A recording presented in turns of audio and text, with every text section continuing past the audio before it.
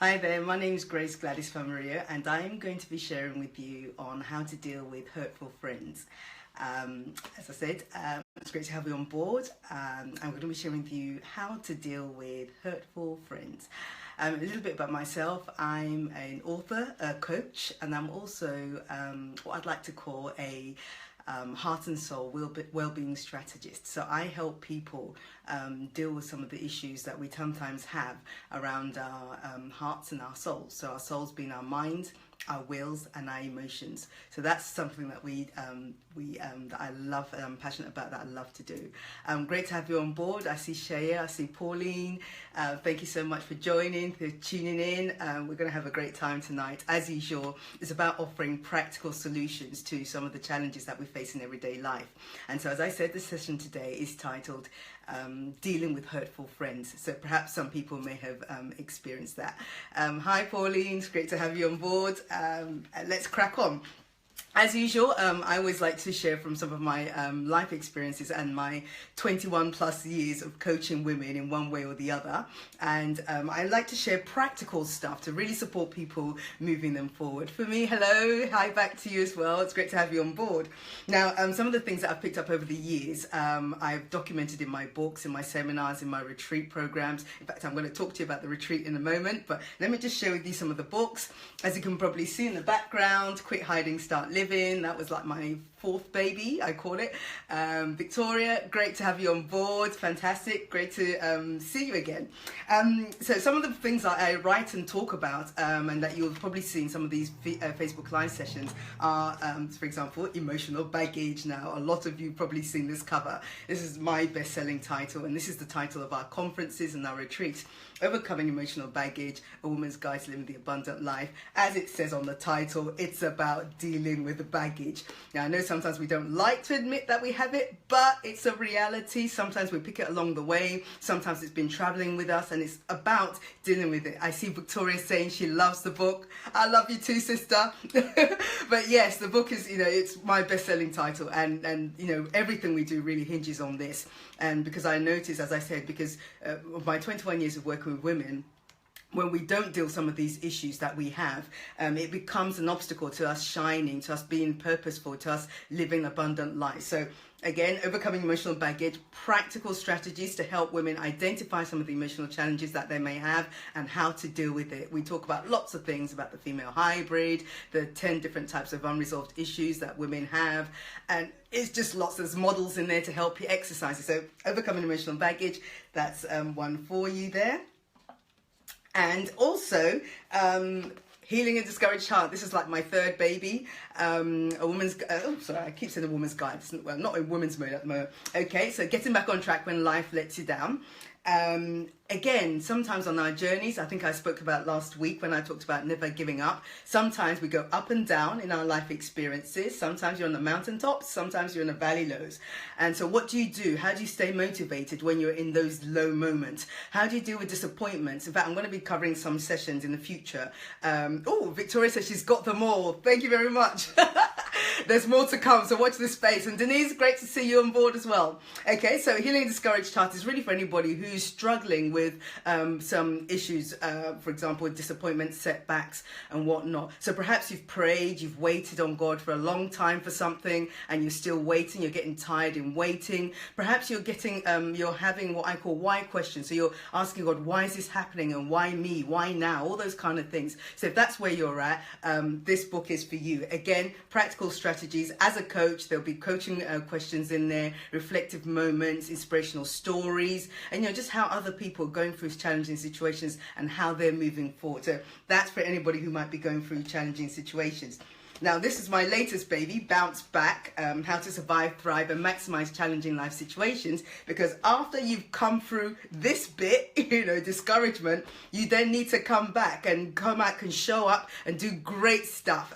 So it's really about us figuring out practical strategies to what do we do to get back up again and do the great stuff that I believe God has called every single one of us to do. We all have something on the inside of us. We have something to offer. But sometimes when we go for adversity, we make our pain hold us down and not progress forward. But I really do have a philosophy in life where I say you need to make your pain count for something. Okay, so regardless of what you've been through, make your pain count for something. And adversity needn't destroy us. In fact, what doesn't kill us, they tell us, makes us stronger. So you know what, those are some books for you. Now today I'm going to be focusing on some excerpts from the book Quit Hiding, Start Living, how women can free themselves from past hurts, as you can see at the background there. And I wrote this again because, well, for many reasons. And in fact, the reasons why I write a lot of my books are two reasons.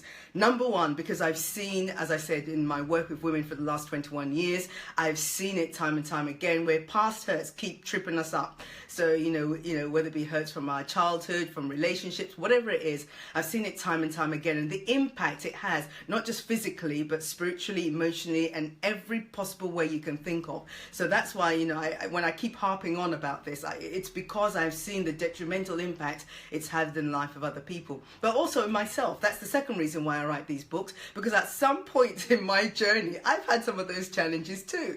I've been hurt, believe it or not, I may not cry all the time, but you know, I've been through some of those situations. In fact, how the book Quit Hiding, Start Living came about, you know, as I said, I had situations in my own personal life, you know, whereby it came to a point where, if I'm completely honest, and I'm being completely open and honest here now, and those who probably hear me speak, you know that I like to be open and honest, you know, to help other people, because sometimes you might see somebody like me and think, oh my God, she's got all her act together, or she's fine, nothing's ever happened to her. But actually, you know, a number of us who stand and talk to other people is as a result of some of our own challenges as well. But, you know, there was a time in my life where I was so disappointed with what I call the human race that I actually gave up hope in the human race. Now that sounds quite heavy to some people, like, oh my God, you know, but after, you know, being hurt, betrayed, let down, you know, and all sorts of issues, you know, in fact, read the books, you'll get the lowdown on what's happened. But, you know, because we've got limited time, I won't go into too much detail. But, you know, because of life happening in terms of relationships and friends and whatnot, I, you know, as I said, I richly kind of like withdrew. You know, my way of dealing with such situations is because I just pulled back from people. So whilst you might see me, you know, hello, in those times I kind of like withdraw into the background, and it's like, I don't want to have anything to do with you. In fact, I have this, I don't have my prop here today, but I have this, you know, love heart. And basically what some of us do is put this no entry sign on our hearts because we've been hurt. So we kind of like, you know, we keep people at arm's length. You know, so they might say, oh, how are you doing? And I might say, I'm good. But that's all you'll ever get from me, you know, or somebody who's going through that. So we put a no entry sign on our hearts because we've been hurt. And what we tend to do is we barricade ourselves in. And that means other people who might be able to make a difference in our lives positively don't get access to us. So this is what this is one of the reasons why I realized, you know, that I couldn't remain the way I was. And thank God that he intervened in my life.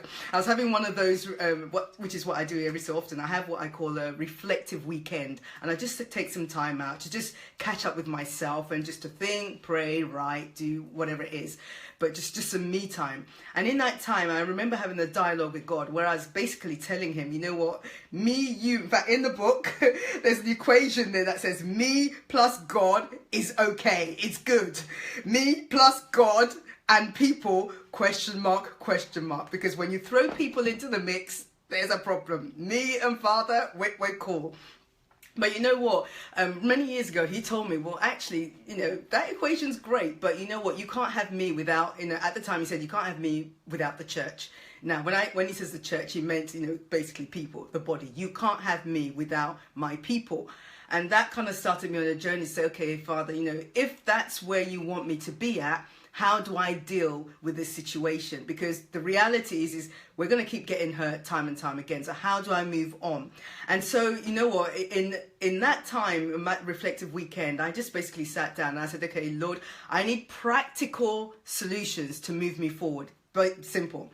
there is no app that I can download. There's no button I can press that says forgive or whatever. So I needed practical solutions that I can apply to myself. And whenever those situations happen, time and time again, I can deal with them. And that's how the book Quit Hiding, Start Living came about. Just literally, I just felt God downloading practical solutions around guarding my heart and putting boundaries in place and recognizing that not everybody can be my friend. In fact, let me just rewind that one, Selector, and just to remind you again, I'm saying to you, and I know I'm going ahead of myself, not everybody can be your friend. Some of us sometimes wear our hearts on our sleeves. Sometimes, we open up to the wrong people. We form the wrong kind of relationships, and we wonder why we get hurt. And so that's why, I put a number of practical tips to help women in particular, dealing with some of these situations. And so I just going back to, what I was saying earlier on, it's been as a result of my own personal journey and the journey of everybody who's other people who I've worked with in one shape or form. And all of us have a story. But what I'm hoping today is to give you just some of the tools from the book, just some tools to get you on that journey and get you started. Now, okay, so when we talk about hurtful relationships, I'm sure everyone on this call can relate to being hurt, whether it be family, friend, we're human beings. And as a result of us being human, we will always rub up against each other. It's just natural. It's going to happen. But the challenge is for some of us, when we don't deal with that rubbing up the wrong way in the right way, we're going to have a problem. In fact, you're going to end up with needing to buy the book, Overcoming Emotional Baggage, because guess what? You end up with baggage. You end up resenting the person, you end up bitter, you end up with unresolved issues, you end up with negative emotions, you end up with, unforgiveness. That's a biggie, and I'm going to do a couple of sessions on that one, because so many of us are trapped in unforgiveness, and you just do not know the impact unforgiveness has on you physically. There's been a lot of research around, the links between the mind and the body. So we already know that there's a connection there.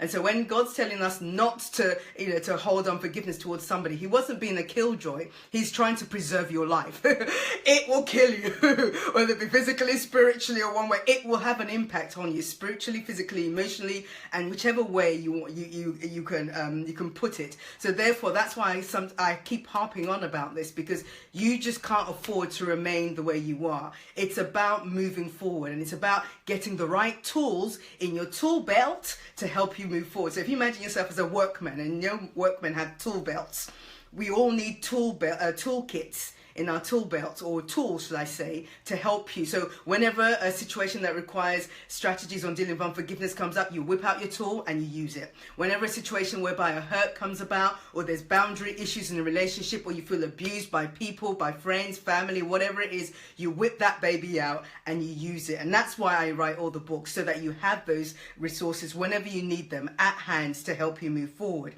So what's the impact of us dealing with impact about hurt? Now, as I said earlier, we all get hurt. Every one of us has a story, a journey in one way or the other, where we have been hurt through, whatever, friends, families. I'm just going to use the words friends or relationships interchangeably, but you know what I mean. Basically, when somebody's hurt you, but in particular, friends is what we're looking at now.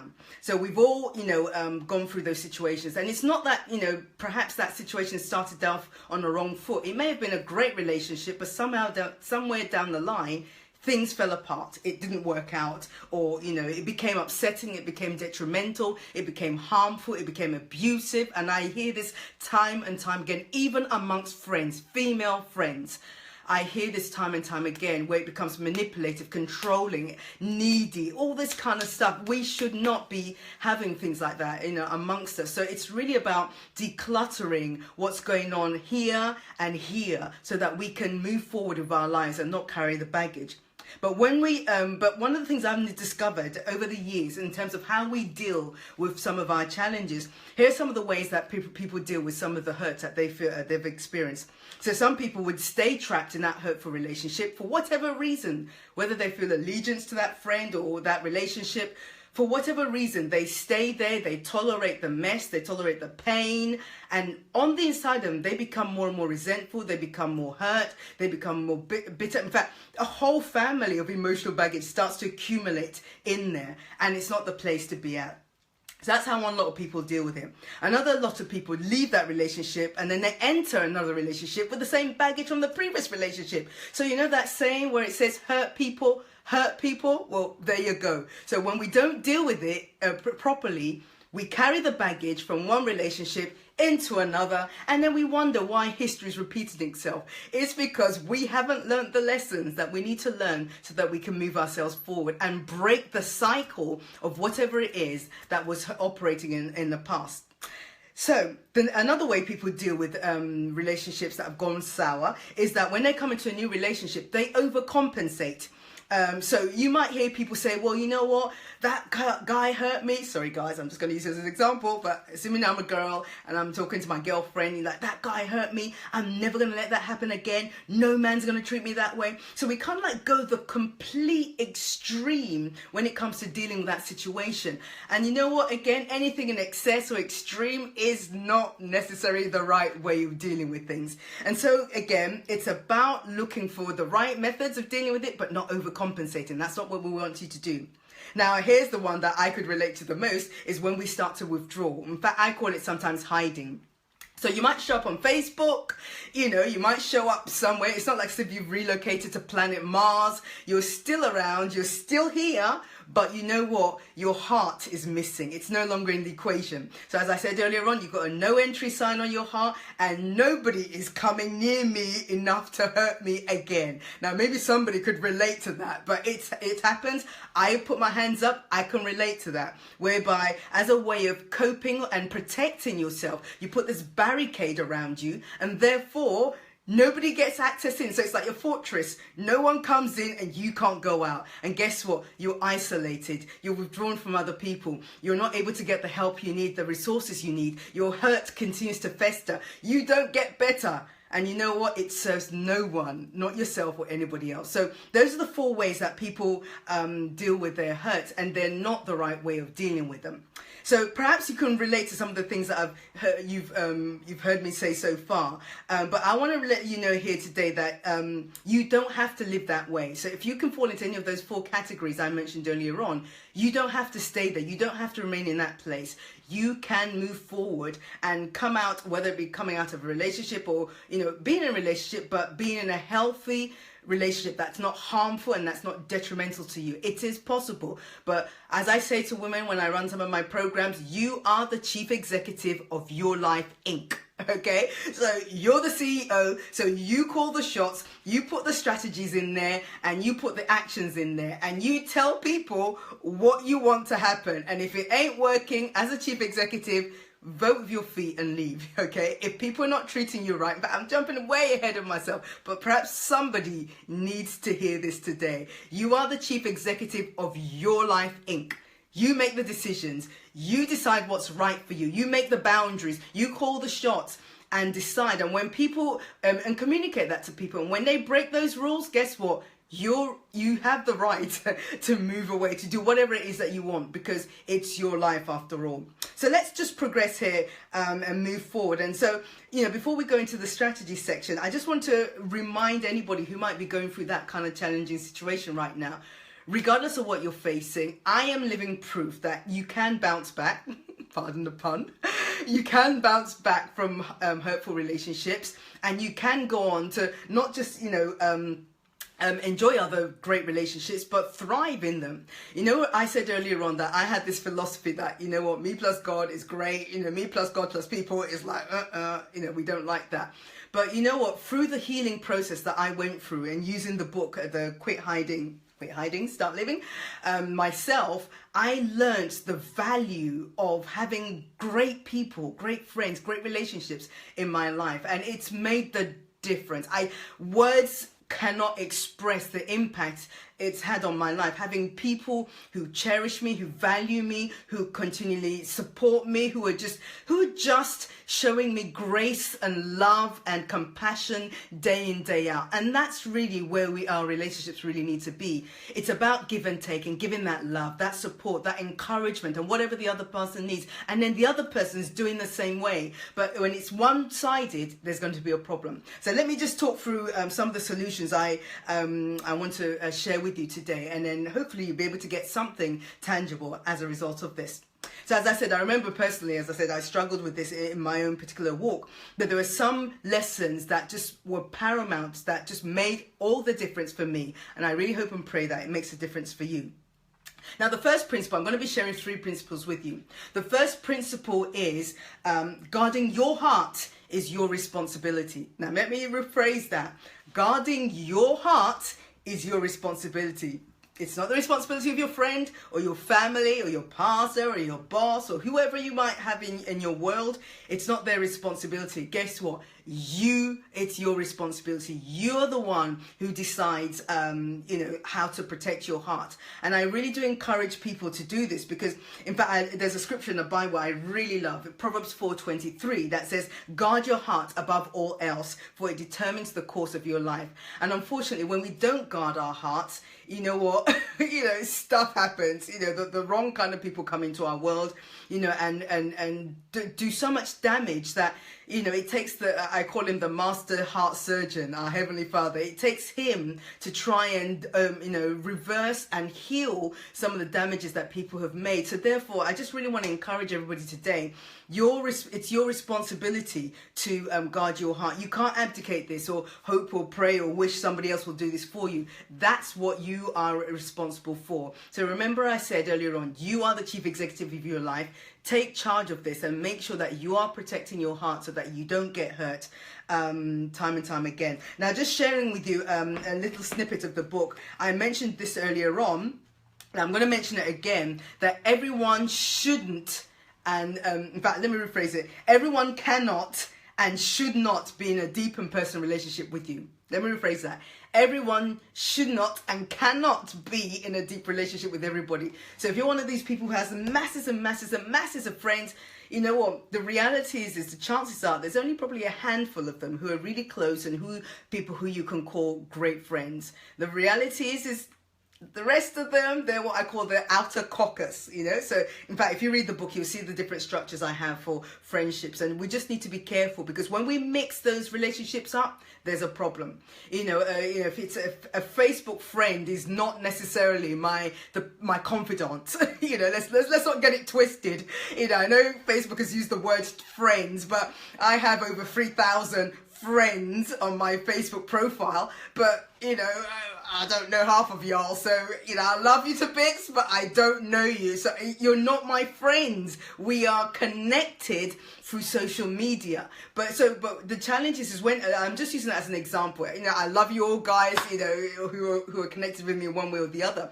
But what I'm trying to emphasize, the point is we need to recognize and understand who are those who are in relationship with us. So those who are the close friends, those are the acquaintances, those are the professional network, and so on and so forth. They are different. And when we get them muddled, the chances are you're going to get hurt.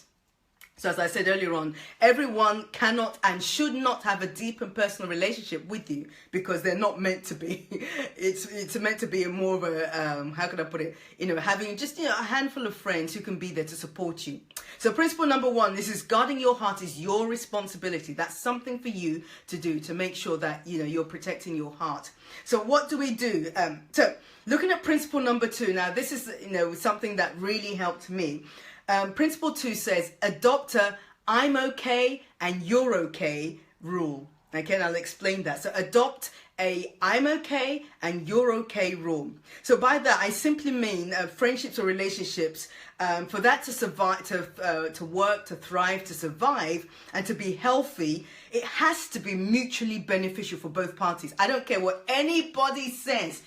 Your relationships has to be mutually beneficial for both parties. And that's why I came up with the principle, I'm okay and you're okay. But when we get that balance out of sync, so for example, I'm not okay, but you're okay. So it might be that maybe I'm doing all the giving and you're doing the taking. We have an imbalance. It's not right. Something is not right there. If you have somebody whereby, so I just use that as an example, but when the equilibrium tilts out of sync, so you're getting something out of a relationship and somebody else isn't, or the other way around, it's not balanced and it's not right, and before you know it, you're going to end up with hurts and emotional baggage and a whole raft of other things. So that I'm okay and you're okay equation is really pertinent to healthy relationships. So every so often it's worthwhile taking some time out to reflect on your relationships. How's that relationship going? You know, and it doesn't have to be somebody you speak to all the time. It could be somebody you only speak to maybe a couple of times a year, but they're solid and they're just there, they're your rock, and that's great. But, you know, there are people who sometimes are in our worlds, but you know what, it's more damaging and draining and aggro and drama when they're in our world. And so therefore, as the chief executive of your life, you're going to have to decide, do I want to continue? And if I want to continue, am I going to change the way things are rolling, or am I going to just sit with it? And I would say, you know, the latter, which is tolerating and doing nothing about it, is not the best way, because guess what? You will end up with baggage. Take it from me. I've written the book, got the t-shirt. You will end up with issues. So that I'm okay and you're okay is the rule that you should be using when you're looking at your relationships. So both parties in a relationship must get something positive and beneficial out of that relationship. If it's unbalanced, it's out of sync. So let me look at a scenario. So for example, imagine a scenario where somebody who professes to love you, but they're constantly hurting you one way or the other. I don't care what that person may say, who that person may be, but something is wrong. If somebody keeps hurting you while they're professing that they love you, something's not right. Reassess that relationship. Decide whether it's something that you want to do. And I remember, there's something that I always love, you know, a scripture from the Bible. It talks about checking the fruit. By their fruit you will know them, whether it be the fruit of the present or the fruit of the past. But by the person's fruit, when I say fruit, I mean their behaviors, their actions, their mindsets, their belief systems, everything that they do towards you. By their fruit, you will know the kind of person they are. And that's, you know, that's something, if anyone wants to check that out, that's in Matthew 7:16-19. But it talks about the fruit. So we know that from people's behaviors and actions, we can kind of decipher what's going on the inside of them, because out of the abundance of the heart, the mouth not only speaks, but there's action that takes place. And so when they're hurting you constantly, I would say, Houston, there is a problem, and it's worthwhile. You need to do something about that. Another scenario, I hear this a lot, is where you seem to be doing all the giving and they're doing all the taking, okay? So if that's the case in a scenario that you perhaps might be in, again, that's something for you to deal with, because it's not healthy. Again, it's unbalanced. Now, some people may raise the objection, maybe because, you know, as a result of maybe our Christian environment, or, you know, our upbringing, or our beliefs, religious beliefs, whatever it is. Some people might say, well, yeah, you know, you might be feeling uncomfortable in your skin right now. Well, uncomfortableness, that's the right word, isn't it? Being uncomfortable, shall I even say, is not a bad thing. What I would challenge you to do is check your motives and check your reasons why you're feeling uncomfortable with that. Perhaps there is a hurtful relationship that you're in at the moment, that you haven't confronted, that you're not doing anything about. So I will encourage you to check the reasons why you're feeling the way you are. But I really do believe that every single one of us has the right to be treated nicely, to be treated well. You know, as I said, I mentioned earlier on, love, grace, kindness, encouragement, support. You know, those people in our worlds really needs to be our greatest cheerleaders and our champions and our supporters. But if you've got somebody who's constantly putting you down, criticizing you, manipulating you, controlling you, poo-pooing your dreams and visions, and saying, no, you don't want to do that, you know, all those kind of things is an indicator that something is not right. So I'll say, sit up and take note and just watch the fruit, watch the behaviors, and see how that's going on. But what you don't want to do is end up internalizing all of that and not doing anything about it, because you'll end up with baggage. Trust me, you will. And it's not a negative confession. You will end up with baggage. So it's about doing something about it. Now, some other indicators that there might be a problem in a particular relationship could be the fact that you're too scared to speak your mind. So, for example, maybe you have a friend who either constantly overtalks over you. You know, I remember there was a particular friend of mine that, you know, I might start a conversation, she just cut in, and it's like, okay, you know, I was just pouring out my heart here now.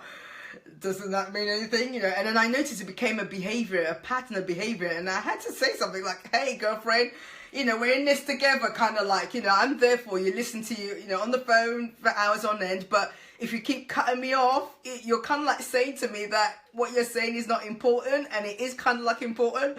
So again, there's different ways of having those conversations, but it's about speaking up for yourself. But if you're too scared to raise an issue with somebody, I'll say, Houston, there is a problem.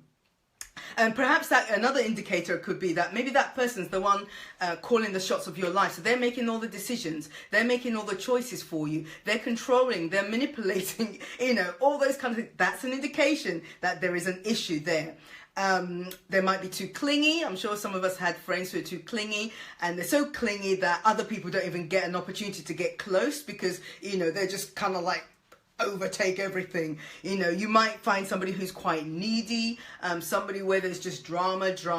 Again, these are just indicators to bring awareness to the forefront of your mind of how an indication that perhaps something is not quite right in what's going on in your relationship. So again, that principle there that I'm okay and you're okay has to be in place. It has to be a key thing that you use to measure or yardstick that you use to measure your relationships. And if anything is out of kilter or out of balance, you need to do something about that. So that was principle number 2. Now go back to principle number 1. Guarding your heart is your responsibility. Principle number 2, adopt my I'm okay and you're okay rule. And principle number 3, okay? So it's about setting healthy boundaries. Now, in Quit Hiding, Start Living, chapter 9, a whole chapter about boundaries. So if you're struggling on that particular area, and obviously we've only got a few more minutes, if you're struggling with setting boundaries, get the book, Quit Hiding, Start Living, have a look at chapter 9, and it's just a lot of practical strategies to help you move yourself forward. Now, I always say this to people, and it's a good analogy, but I'll use the analogy anyway. But imagine if you were to leave your house and you went to work or you went on holiday. How many of us leave our front doors open? The reality is you don't. Why? Because somebody not so nice might just come in and take your belongings, right? Okay. And, even sometimes when, what's the other thing? Sometimes I always use another analogy whereby I say, even if somebody comes knocking on the door, maybe during my working day and somebody comes knocking on the door, I might have a security chain on and I'm looking out and thinking, okay, who are you? What do you want? And the reason why we put those security measures in place is to protect ourselves. And so therefore, boundaries is a similar approach. You're putting those boundaries in place to protect yourself and also let other people know that actually, in my world, this is okay and that's okay. But when you cross the line and do this, there are consequences and it's going to have an impact on our relationship. And I think sometimes some of us struggle with having those conversations because we don't want to hurt other people's feelings. We don't want to rock the boat. We just want to, we don't want to upset them. Okay. But that's not helping you. Remember, going back to principle number 2, I have to be okay and you have to be okay for the relationship to work. But if it's constantly, I'm not okay and you're okay, and that's just how we live our relationship, there's a problem, and it's out of equilibrium, and there's going to be a problem. So somebody's doing all the giving, someone's doing all the taking, your needs are not being met, and so on and so forth. So it's doing nothing really shouldn't be an option.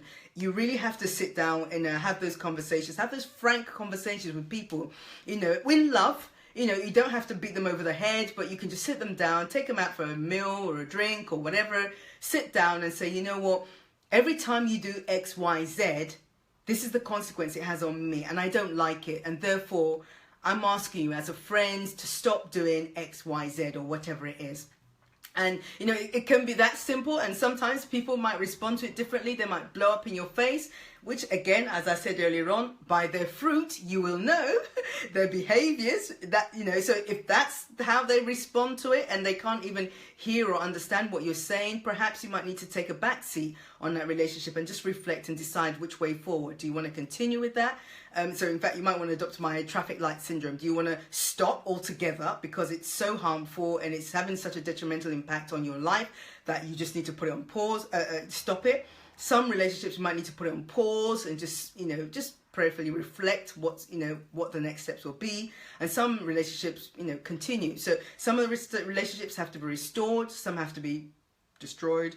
I don't like that word, but sometimes that's the only way to go. And then there's everything else in between. But again, it's about making sure that you have those personal boundaries in place and using them wisely for yourself. And letting other people know, well, actually, that's not acceptable behavior. Now, you know what? After having some of those conversations by myself, not by myself, but myself, after having some of those conversations, sometimes people who were doing certain things didn't actually realize that that thing was hurting you, or, you know, it was having a negative impact on you. So sometimes we don't do people a disservice by withholding that truth from them. So it's about sharing that information with them, but in a loving, kind way that they'd like to receive it. In fact, I always say to people, talk to people the way that you'd like to be spoken to. Simple. It keeps things simple, it keeps things easy, and it keeps things light and not heavy and whatnot. So it's about moving forward. So after working from women for like 21 years now, I have seen it all, even in my own life. But here are some scenarios whereby there's some boundary issues that need to be worked on.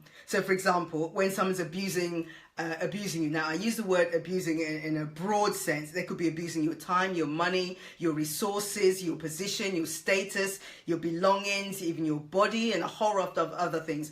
So again, it's recognizing when people have crossed that line. So, for example, you might have an overbearing parent or family or friend who just sees you as their personal cash machine, cash point machine. You're the ATM, right? So anytime they're short, anytime they need money, they come to you, and it's just constant.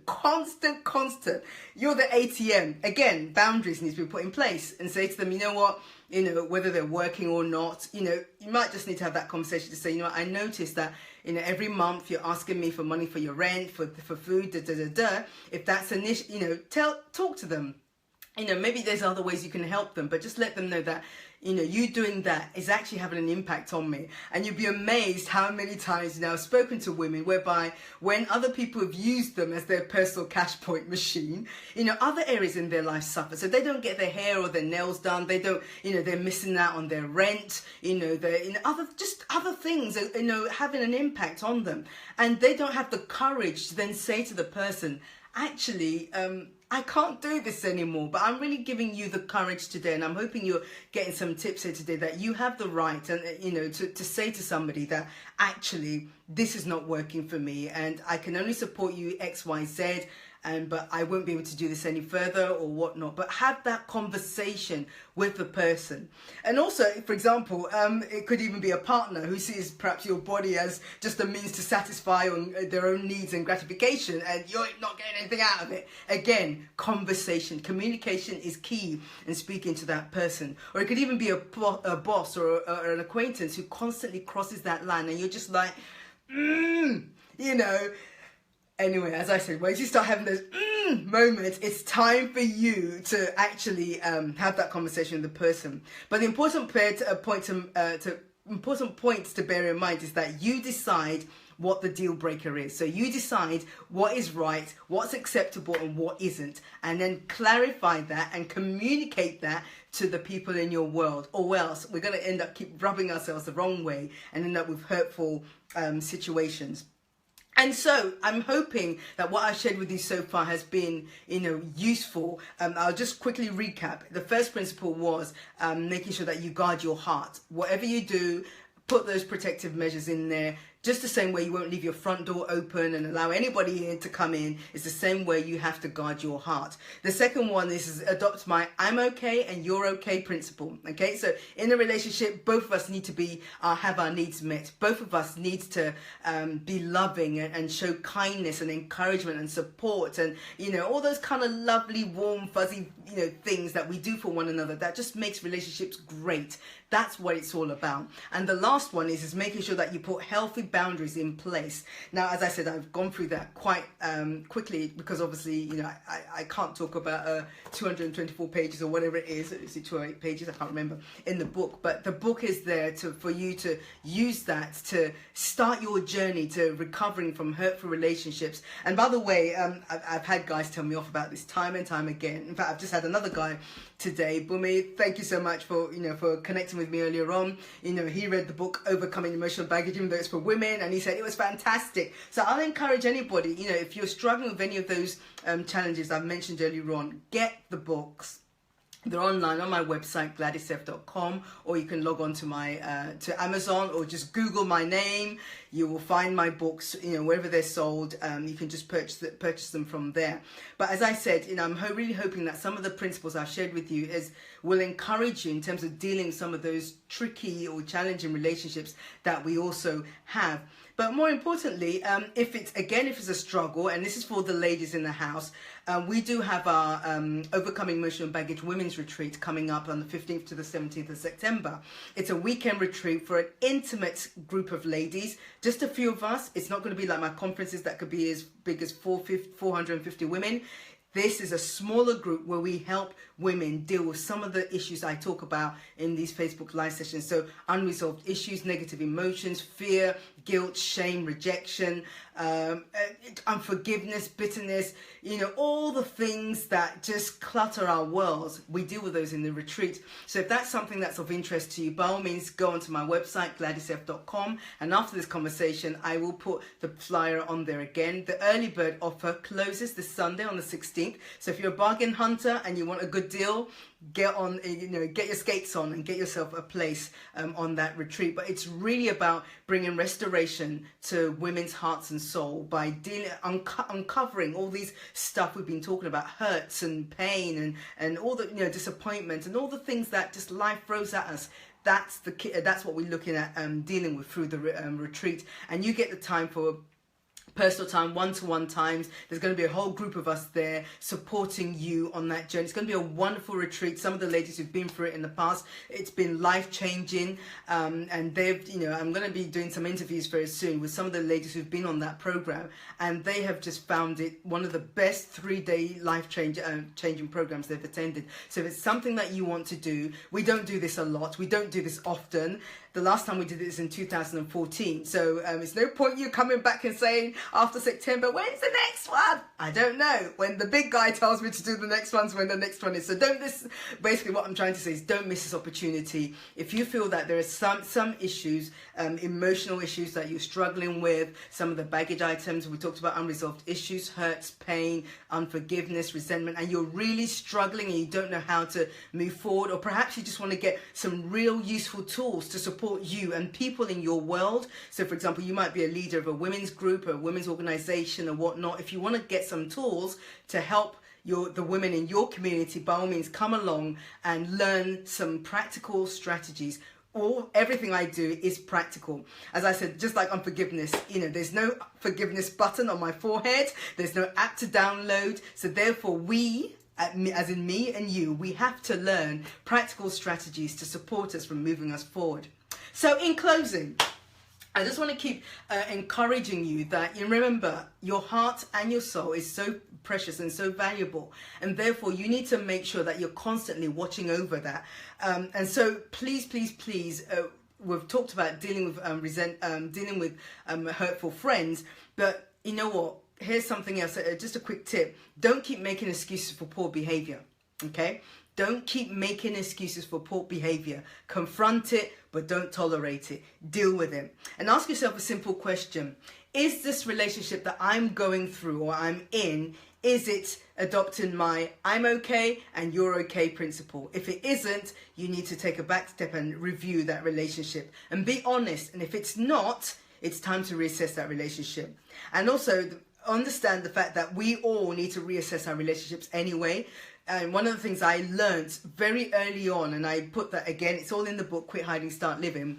But you know what? Friends sometimes join us along our journeys. Some people are there for the long haul, all our lives. Some people are there just for a moment. But the challenge is when we get all those different relationships confused. So the lifelong friends, we're treating them as the short-term friends. And then the ones who are just here momentarily, we're trying to hold on to dear life for them. When we get those mixed up, it causes a problem. And so therefore, we really need to understand where those relationships are at, the people who are in our world, and know how to deal with them so that we make the right choices for our lives and for the lives of for the lives of the people in our world as well.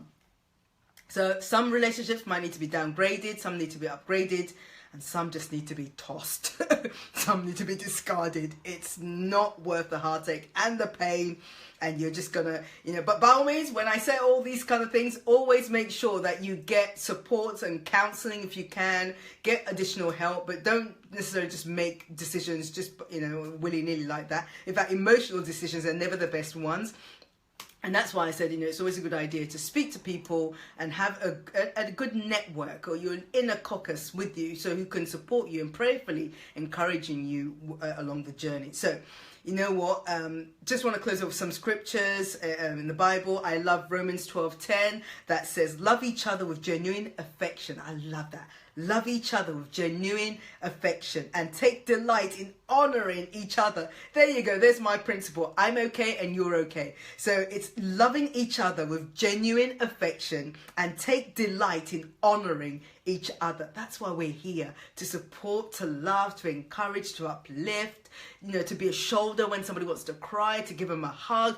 We're all supposed to be the hands and, the mouth, of God around the people who are surrounding us. And that's how relationships really should be. So anything below that standard really needs to be reassessed.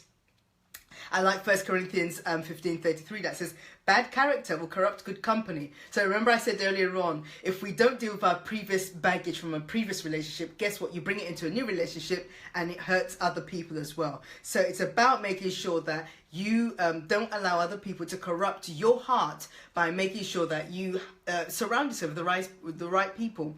The Bible talks about, the iron sharpens iron, and if you stand around wise people, you'll become wise yourself. Another one I wanted to quickly share with you, Luke 6:31, do unto others as you'd like done to yourself. Another principle there for you to use on to. Proverbs 12:26 says, righteous choose friends wisely. That is so spot on. Again, it's in the book, about choosing and making the right choices and decisions and not feeling guilty or compelled to go into the wrong kind of relationships. And the last and not the least, Proverbs 18:24, it says, a man of too many friends comes to ruin, but there is a friend who sticks closer than a brother. I like that one. A man with too many friends comes to ruin, but there is a friend who sticks closer than a brother. Proverbs 18:24. I really hope that that's blessed you and that's touched your heart. And as I said, this is really about making sure that our hearts are in a good place, because we need our hearts to be able to fulfill our life purposes. We need our hearts to be able to do some of the great things that we've been called to do on this earth. But when our hearts are corrupted, just like a computer virus, it's useless. It can't do anything. It has no impact, So just like I said, we know that when that virus came out recently, when there's a worm, it just disables everything. Your heart becomes corrupted, you become, hardened, you become all sorts of things, and it's not the right place to be. So I encourage you, do something about it. And just in case you've really suffered at the hands of people and you're really struggling, you're thinking, but you know what, G, I get called G or GG, whatever it is, or Coach G perhaps. Sometimes you might say, well, gee, I've been hurt too much and I just don't want to deal with people anymore. I hear you. I've been there. I understand where you're coming from. But you know what? There is a value in having great people around you. They can help. In fact, let me just close off with Ecclesiastes 4:9-10. It says, two are better than one because they have a good return for their labor.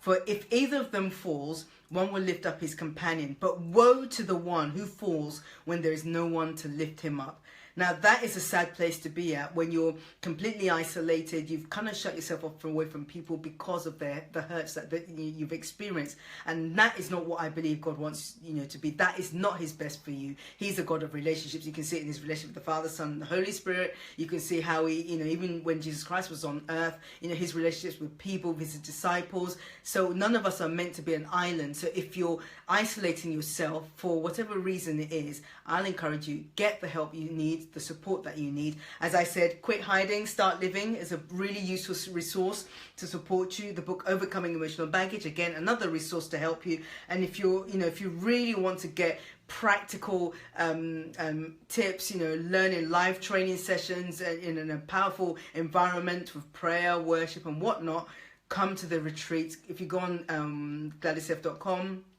click on our events page and you'll see information about it. But as usual, it's been great having you on board, and I really thank you for taking the time to listen to this session. If you want to find out more about what I do, GladysF.com, I'll put the information at